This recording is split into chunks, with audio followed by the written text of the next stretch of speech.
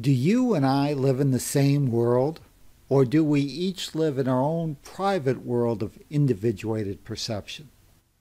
Is the world we perceive really out there, or is it just our story colored by our own internal belief system? These issues and more we will cover in this video about perception and how our mind's belief system works. We will begin the journey to transform your belief system into your servant and not your master.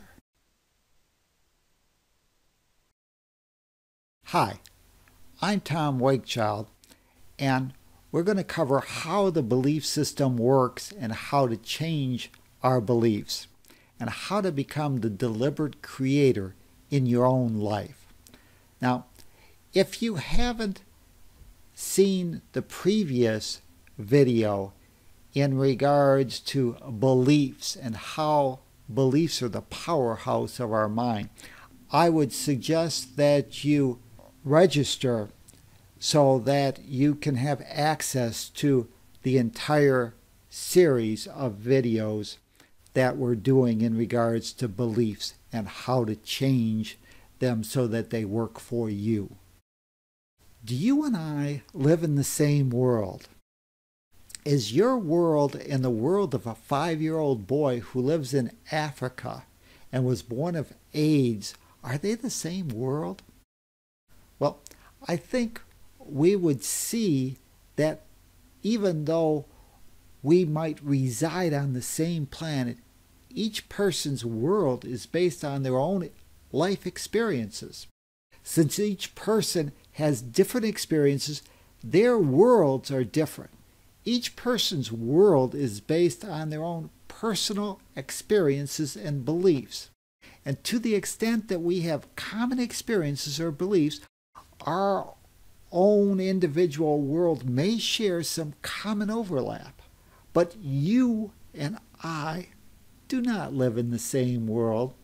Instead, we actually live in our own world of what I'm going to call private, individuated perception. It's private because our experiences and beliefs are not commonly shared by all. It's individuated because each person will be the unique observer to that event.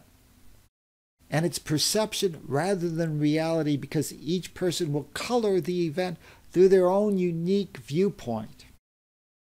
We can take the example of eyewitness testimony and see that it often varies greatly. Why? Because each person has their own unique perspective. Each person was focused on what they thought was important. Each one was looking through their own rose-colored glasses, their own viewpoint of how they perceive their world. So perception is our viewpoint of how something is, but it's not reality. Instead, it's our story about how we think or believe reality should be. Perception always requires the belief in separation. It requires at least two separate items. We have what we call the observer and something that is being observed. What is being observed does not necessarily have to exist outside the observer. It can and often is simply a thought within the observer's own mind. So, what colors each person's perception? Our unique viewpoint arises from our own unique belief system. It is our belief system that colors our world and thus creates our own private world of individuated perception. So, how did we develop the belief system we currently have? Well, first we have to look at the creation cycle. So what is the creation cycle anyways? Well, I said that there was a creation cycle, and this cycle revolves around the two related aspects of beliefs and experiences. Although we can argue as to which came first, beliefs or experiences, we all find ourselves currently trapped within that creation cycle. And that's because beliefs feed the experiences and the experiences feed the beliefs.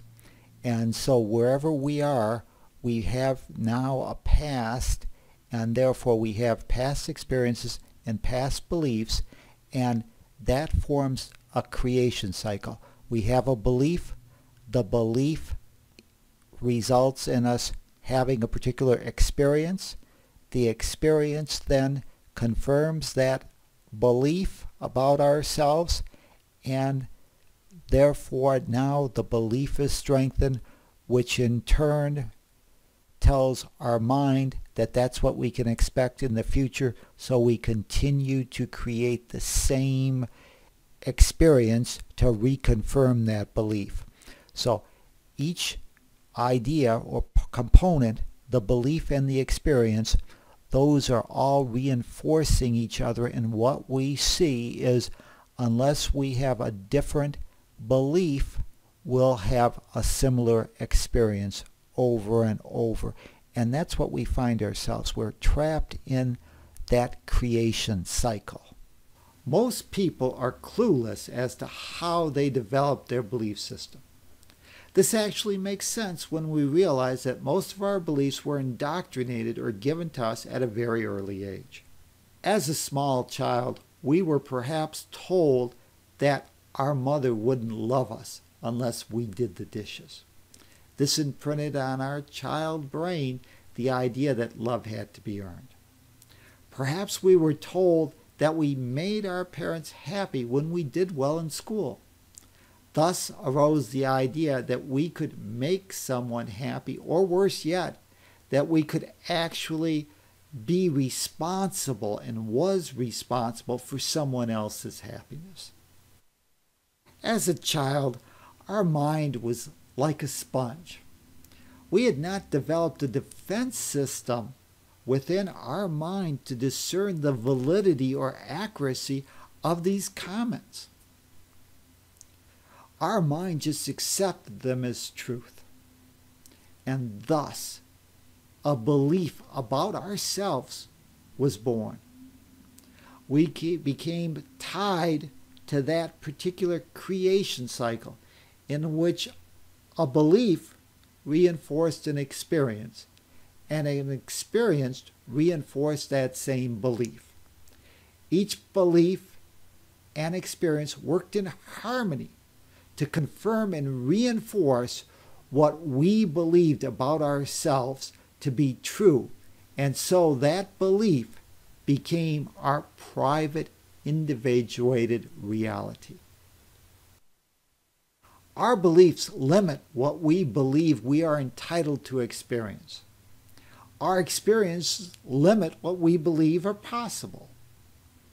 Rather than pick from the totality of possibilities, we believe our experiences are limited only to what complies with our current belief about ourselves and our world.